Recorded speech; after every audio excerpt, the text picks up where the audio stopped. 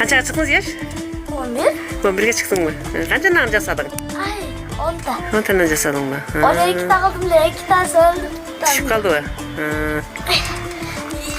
Apang uyda yo'q bular? Yok. Atağa gittiler. Ataga ketdi ular. Yo'qot qilding abetga? Avetke akılmayın. Saatten beri. Nam menen okat menen жүрөм да. İçeri kızım.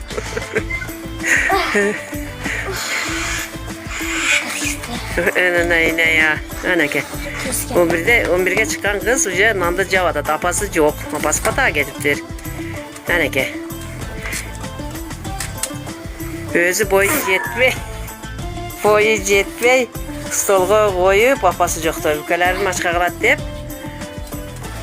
Nanda Java'dır emi. İki ders düşüp kaldır. Onu ders tanıra javuşuptur. Nala bakmışsın. Ha, japqandan da 3 dərsi dədil çıxıbdır. Özü tandır demək ki, javuşubdur, çıxmağından da tartıb.